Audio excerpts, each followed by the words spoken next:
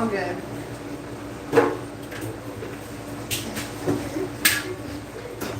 Hey, you guys. Today's Tuesday night. We are live. We're gonna talk about what we make when it's over 100. It's like 104 here. And I'm still canning. I've got trying to slowly peck away at my pantry for post-baby. And I need a lot more fermented beans that are canned and ready to go for my family so we can make good meals. So I've got another load of those, and I'm debating, do I do it inside or do I do it outside? There's a lot of degrees outside. Just not sure how my propane burner outside is going to act. So probably a little more dependable to do it inside, but it's so nice and cool inside. I don't know that I want to run my pressure canner and heat my house up. So anyway, for now, I'm going to move these jars that I have down here on the counter out of the way. We're going to talk about what we eat when it's over 100.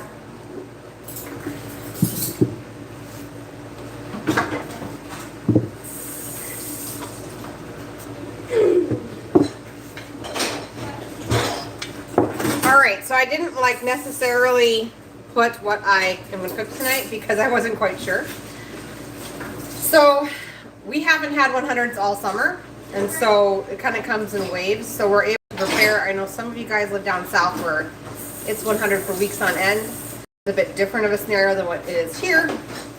And so what we did was we had a cool day before all of this, and when I say cool, it was like in the 80s.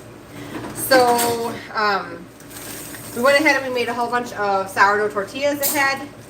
I made a couple of loaves of sourdough bread ahead. I made sourdough English muffins ahead. I think I'm going to do start another batch tonight so I can make those tomorrow. And what that does is allows you just to find a meat and a healthy fat to add to that, and you've got a quick dinner. So for instance, tonight we're going to make some grilled quesadillas for dinner. And into the quesadilla, though, you could think outside the box. I mean, you could do chicken and cheese and salsa. You could do chicken and mozzarella cheese and, green peppers. You could do pizza toppings. You could do all of those things. So think outside the box, even outside of the Mexican box, because tortillas can encase a lot of things. You could do pizza toppings in here with mozzarella and pepperoni and all that sort of thing. So they're pretty much endless. So we're going to work on that tonight. I need to go grab some chicken. So I'm going to go over here. I'll be right back. I got to grab some tongs first. I have all of my chicken in a roaster over here on the counter.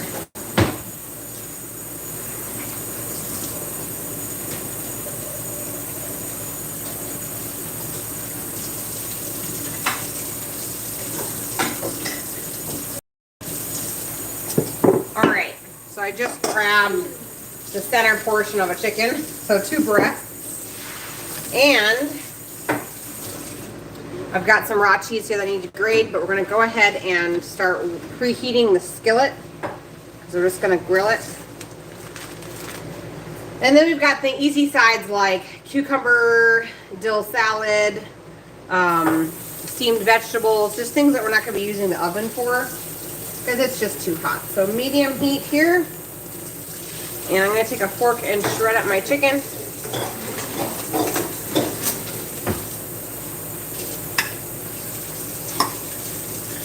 This is our homegrown chicken.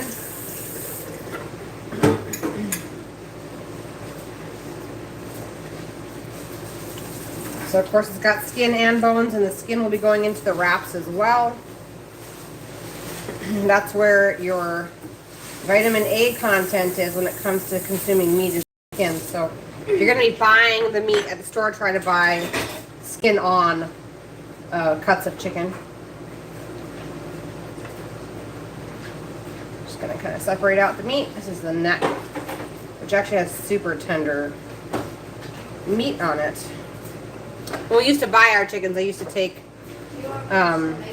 bags and bags and bags of necks and then just slow cook them into the roaster with some barbecue sauce. It was really, really good. Ooh. A little bit of a water spill happening behind me. I'll be right back, you guys.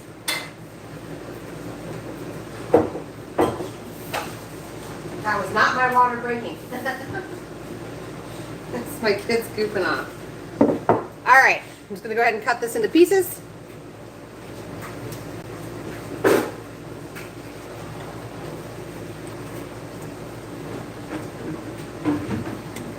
I'm especially trying to kind of chunk down that skin a little bit so nobody gets a huge piece of skin in their food.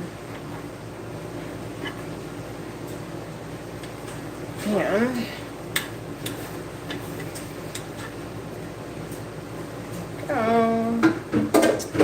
all right, so chicken's ready to go. I'm gonna go into the fridge and grab some black bean salsa.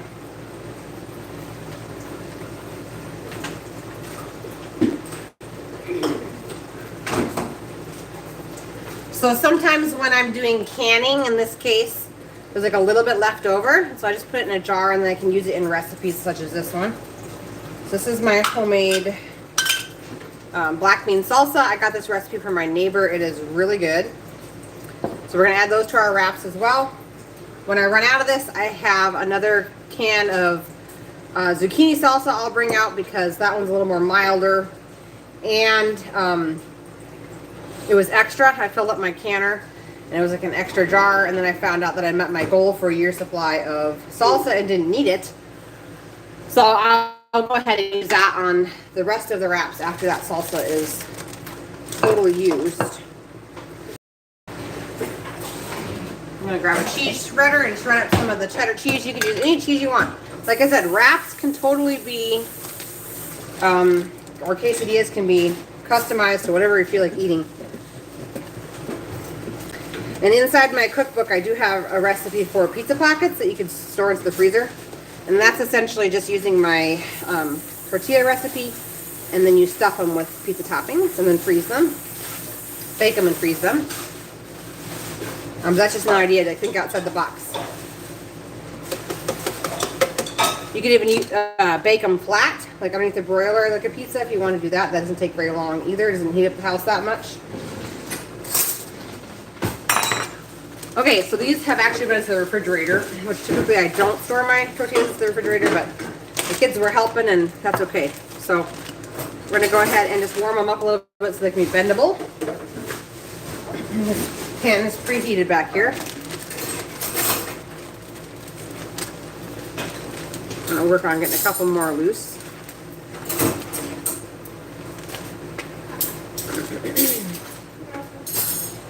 A big shout out to Julie, who is hooking me up with some more canning lids.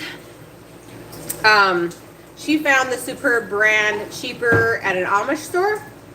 So she's mailing me a bunch. So thank you so much, Julie. I appreciate that. It's so awesome when people keep an eye out for a good deal for me and then mail it to me. It's great.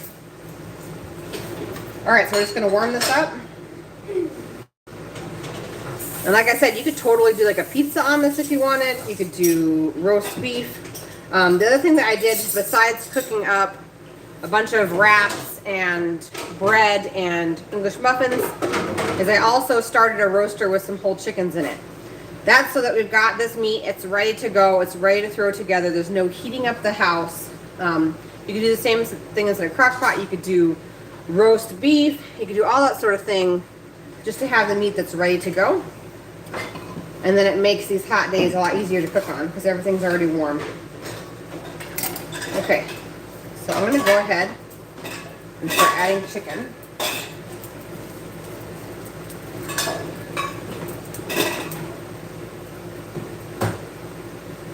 And I'm actually going to go get the zucchini salsa because the kids, some of the smaller kids, this might be a little too spicy for, so I'll be right back.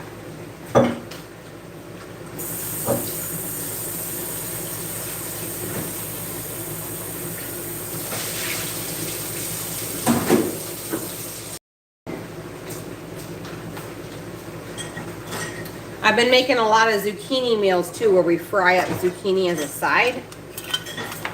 Our zucchini plants are kind of slowing down. It's just the end of the season, really. So, which I'm kind of grateful for because I'm pretty much buried in zucchini. That was one of the questions that Julie had for me today, is how do I use up extra zucchini? If you have my cookbook, the recipe's in it for zucchini salsa. That's really good. It's our go-to salsa as a family. It uses 12 cups of zucchini per recipe. And it doesn't taste like zucchini. It's really good salsa. And then also inside my cookbook is a recipe for pineapple zucchini. It's another great way. Also, if you search here on YouTube, you can find videos on how to can salsa, or sorry, can zucchini.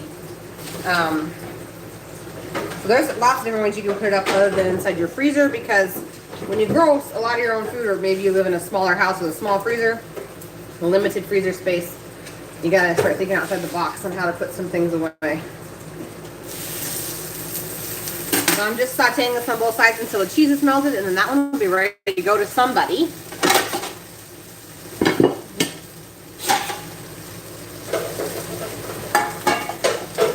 Last meal. I don't have the vegetables steaming yet, but I'll get on that here in a little bit. Doesn't take long to melt the cheese, maybe a couple more seconds. And that one will be done. I made a big boo-boo with my homegrown green beans that I froze, which was I blanched them. I forgot to let them dry before I threw them in a bag. So it's pretty much like a solid block of green beans now. But this will be what it takes to feed my family, so I just need to make it small enough to fit in a pot.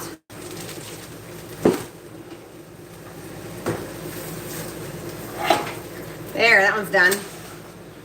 Nice and cheesy, ready to go for someone.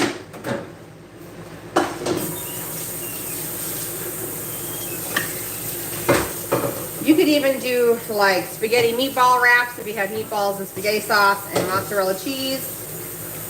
As far as other meals that we've had, I made up some sourdough bread, and so like this morning we had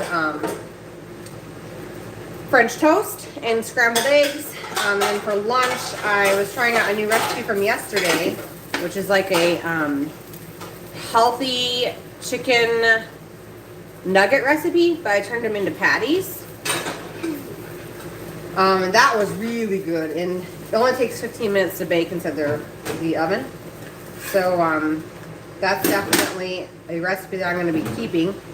And the nuggets tasted really good. I would think that you could feed it to almost anybody, but it's just chicken and cheese and eggs and some seasonings, and then pork rinds, or not pork rinds, pork crackles on the outside, and then you just bake them.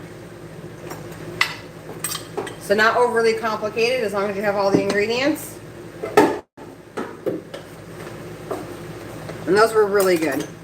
The only thing I did wrong was that the recipe called for baking it for 15 minutes, but I failed to remember that halfway through the 15 minutes you have to flip it. So then it was crispy on both sides, which would have been really good. We had crispy on one side, which is still good, but a little awkward when you're trying to bite through it. So next time I make them, I'll try to remember that flipping at the 7.5 minute mark into the oven.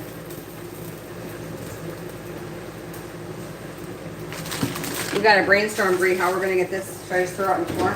Do half the door. Oh, it's breaking apart. Just breaking apart the green beans, guys. Anything. Other than the potential of a 1 gallon freezer bag breaking and sending green beans all over my kitchen. Just throwing it against my concrete floor. Alright. Broke it all up safely. There were no explosions. Bree, can you wash that medium saucepan so we can steam in it, please? Sure. Thank you.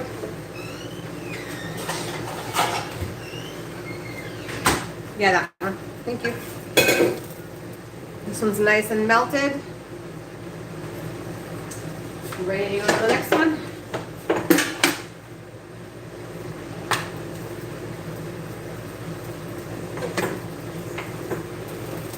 So I guess what I'm saying is it's not too bad to cook when it's hot if you can be prepared. And like I said, I had no actual idea what I was going to make, but I knew I was going to need, what's up, girl? This? Yep. I knew I was going to need a meat and a fat and a way to get that down, which is so much easier with bread to get that down. Bread and wraps. So that's why I made all of that ahead, because I knew I could combine those things to make something.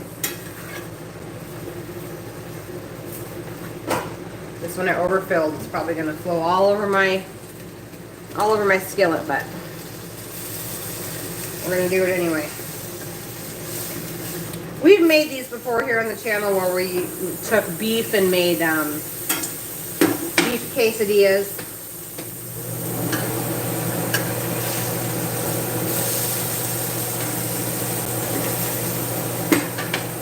I'd like to share the recipe for the black bean salsa as well. So if you're interested in this recipe, comment down below and I will put it up over on the community page. It's really a good recipe. And it's a water bath recipe, even though it contains corn and black beans, because the rest of the fluid in there is acidic enough to make it safe for canning, water bath canning. Use already canned beans and already cooked corn going into the salsa. But I got it from a friend. It's her mother-in-law's recipe. And I just loved it from the second I tasted it.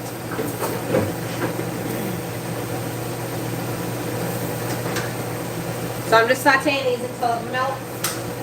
We're waiting on a saucepan from Brie, and we're going to start steaming up some green beans to go with this. I'm just kind of piling them on a plate for now.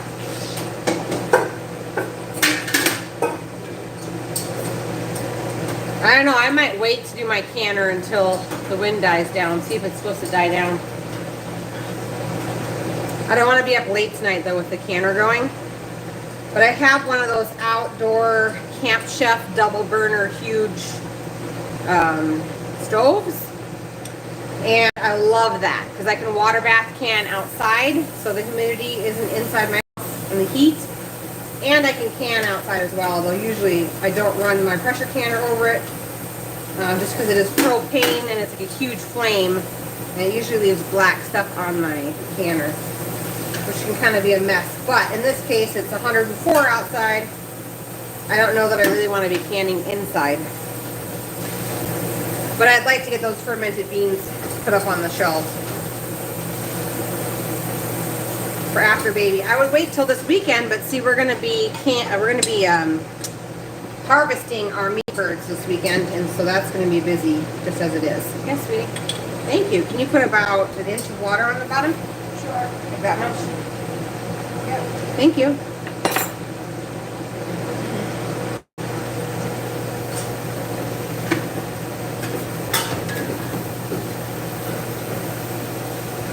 Whew, it's hot. Those tortillas are hot when they go in there.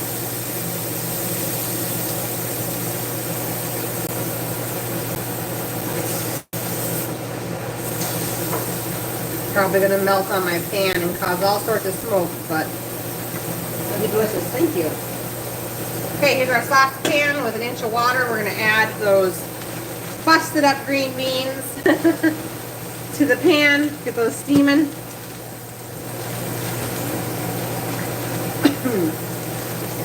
Another benefit to building up your pantry as far as canned goods go is that on hot days you can just grab beans that are already cooked and throw together like a rosemary and garlic bean recipe, which is inside my cookbook, which is really a minimal cooking time on that because the beans are already done. So there are benefits to canning up food and getting it on the shelf other than having a baby and needing something quick.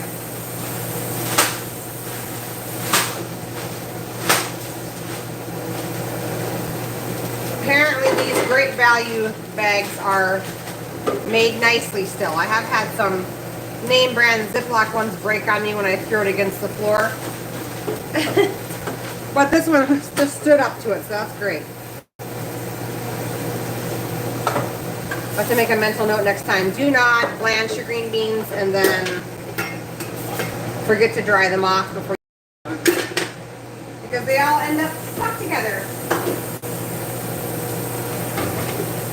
Okay, I'm going to reduce the heat a little bit so I can add some more lard to my pan. If I were to add the lard right now, it would just cook off. Just kind of against the point there. How many wraps do we have? Do we have 5 yet? Four. Okay. So I'm going to make one more wrap. As soon as this cools off, and I can put a little bit of lard in there. You could also use coconut oil or ghee or duck fat, goose fat, tallow. I just love lard, so it's my go-to.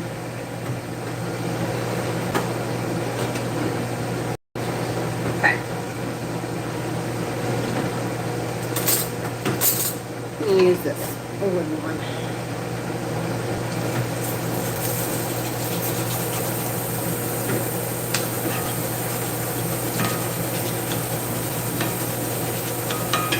The reason why the vent's on, right? Okay, in goes the last tortilla.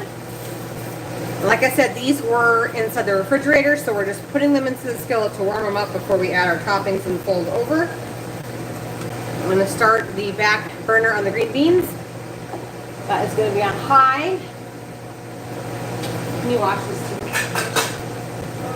Thank you. Got plenty of meat. And so tomorrow's supposed to be 104 as well. So I'll probably do something like barbecue chicken sandwiches or something with the leftover shredded chicken and some cheese. But like I said, it's all about if you can prep a day or two ahead of a heat wave that's coming your way, and prep enough where you have enough things that you can push your family through with easy meals. That's the way to do it. Usually where I live, it's only in the hundreds for a few days, worst case scenario up to a week. But that could be easily handled if you had foods that were ready to go. Don't necessarily know exactly what, you don't have to know exactly what you're going to make, but just to have ingredients that are into the house that will make easy wraps, easy quesadillas, fast pizzas. Yeah, thank you. Need a lid for our pot there. But if you can have all those ingredients ready to go, even cheese quesadillas, that's so easy, you guys. But it just takes a day to get take a day on the weekend or something and get your breads made up. Although the sourdough English muffin recipe inside my cookbook, that's an overnight thing. Or you can start in the morning before you go to work. And when you get home, it takes about 15 minutes to make those. And I always recommend doubling that recipe and freezing the extras because they freeze really good. It's a quick breakfast to grab out. Jackie says, hey, we are expecting several days at 98 and 99. Yeah, it's actually rarely ever this hot here, like 104, 105. And it's so humid here. So it's a humid hot, not a dry hot,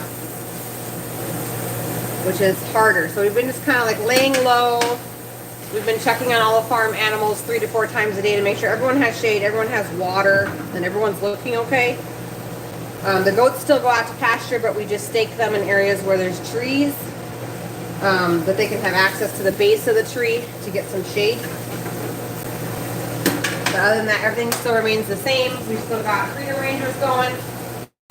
For those of you who are new, those are our meat birds. We're supposed to be harvesting them this Saturday. So they're going right through the heat as well. That's why I love that breed. If you grow your own meat and you've never tried it, I would strongly encourage you to try. These are done. Because they put up with heat stress extremely well and just regular stress extremely well. Usually without dying. So we lost one, but he was one of them that had broken his leg and couldn't get out of the heat situation this last week, so that was sad. And then also we had a little oopsie where the kids ran over one of the meat birds with the tractor and didn't know it was getting ran over, and so we just ended up butchering that as a family this weekend and consuming that meat so it wouldn't go to waste. But other than that, they have made it through the heat without a problem. Bree's running. Should I just follow her? Silly. One thing to remember is when it's super, super hot, you need to be keeping up on your electrolytes. So one really good way to do that is the Sourdough water, which that link is down below, okay? And I still need to make a short video on how to use this for the channel, so maybe I'll put that on the list for this week. Let's see, what else? Yeah, I'm not really doing, I'm only doing the canning with these white beans when it's 100 degrees because I wasn't thinking, and I started fermenting these 3 to 4 days ago. And so they're definitely ripe and they need someone to do something with them. Otherwise I wouldn't be canning at all. So I'm gonna wait till the heat wave passes and then, yeah. And then I'm gonna can some more, do some more canning videos. I have heard of smash burgers, but never smashed chicken. Ha ha ha. Yeah.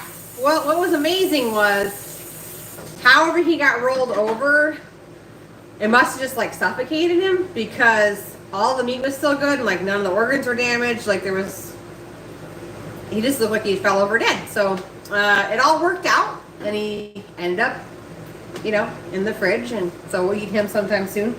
His meat did not go to waste, which is what I hate about having animals that die in the heat or die because of an oopsie, is sometimes you can't use the meat, which is no good. What else was I going to talk about? I don't remember. I've also been dehydrating up some sun-dried tomatoes. This is going to be for a recipe. Here's a little heads up for you guys. If you have a garden that has tomatoes and you usually cook along with me, start dehydrating some tomatoes to make sun-dried tomatoes. These are going to be going into a recipe for September-October meal plan. It's going to be a delicious pasta that I plan to make 2 ways, one with grain, one without. So anyway, if you have access to a farmer's market or your garden that's got lots of tomatoes, you have a dehydrator. You can even do it inside your oven as well. I'm not familiar with doing it that way. You can, or out in the sun if you have the right setup. But these are going to go into that meal. So I think for the whole 2 months to make it once a week, I think it was 8 cups of sun-dried tomatoes. So anyway, keep that in mind if you guys usually cook along with me because that's going to be coming on up. I'm trying to think what else I was going to say tonight. I don't remember.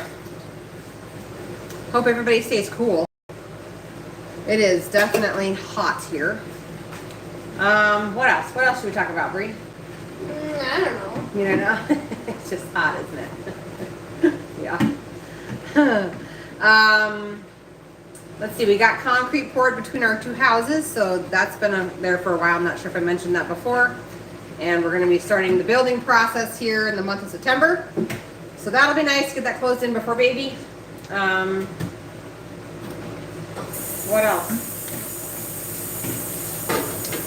I don't know. I think that's it. So, I guess that's all I have for you guys. Like I said, if you guys are interested in the black bean and corn salsa recipe, it's a canning recipe, comment down below and I will put it over on the community page. Otherwise, I'll just keep the delicious recipe to myself because it's definitely going to be something I'm probably going to make every year since I have access to sweet corn all around me. Yeah, we can't have a ton of sweet corn. That was a couple weeks ago. That was pretty nuts. But other than that, yeah. So try to be prepared when you guys have hot weather coming in and get something cooking at a minimum inside your crock pot that you can use a variety of different ways. So that you can make meals for your family from scratch even though it's hot. So, I don't know what I was going to say. So something that's really, really struck home to me this week is diabetes. And because I'm going through my gestational diabetes screening right now. Anyway, I'm doing it in an alternative way, and I just ordered this book. It's called Real Food. what's it called? Real Food for Gestational Diabetes, I believe is what it's called. You guys will have to Google that.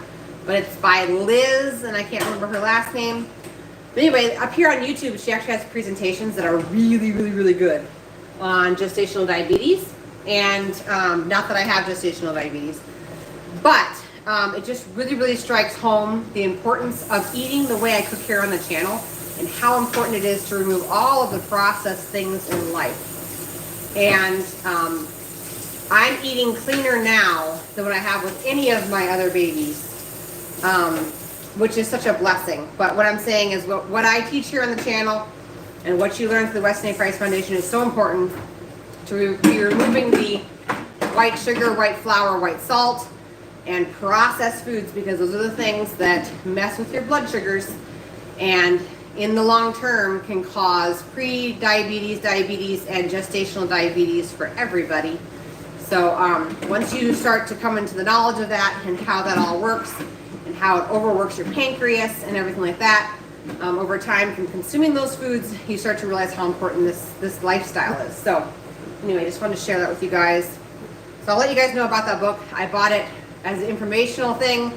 I pretty much already eat the way that she's describing, but I just want it for information and to be able to share with other people and maybe just pass it along to my midwife. But anyway, that's it for tonight, you guys. I know it's super, super simple, but it is so hot. So I hope you guys have a great night.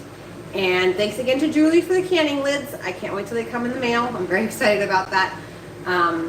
And I will catch up with you guys next week. What are we making? I have no idea, but I'll make a post up here on YouTube, and you guys can go ahead and click the notify me button so you don't forget. And I don't think William's not coming for milk, right? Maybe so. Watching a movie or what? Maybe I can go check. Yeah, go check, because I don't want to cut him out of his milk if he's going to come for it.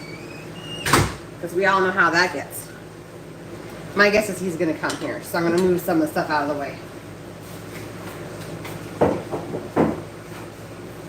But see, I have this whole roaster over here. I'll try to take you over there. Hopefully I won't lose you guys.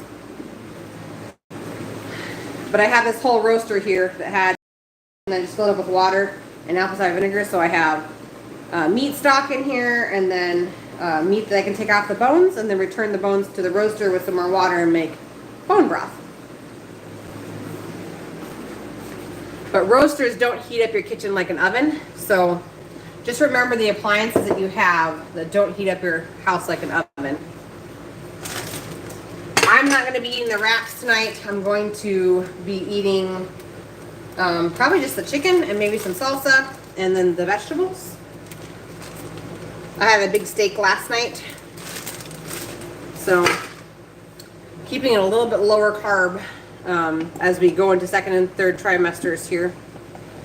I don't think he's going to be coming. A couple of minutes for his milk.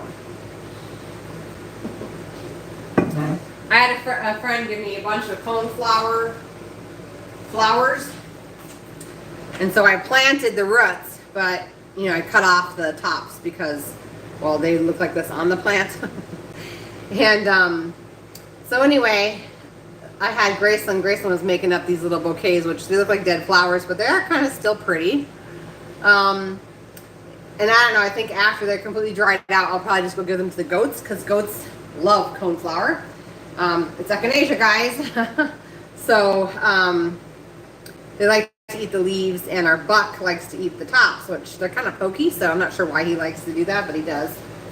And hey, if it's echinacea that they can put into the milk when we're drinking, that's a good thing. I don't think he's coming. I don't think he's coming. Well, don't take it personally, guys. Daddy's home early because of the heat. And so I think he's probably on Daddy's lap getting red too. So don't take it personal. Maybe next week he'll come for some milk. I know it's been a couple of weeks. So, all right, you guys. I'll see you guys next week. Keep an eye out for the pre-scheduled event and what we're going to be making. And you guys take care. All right. Catch you later.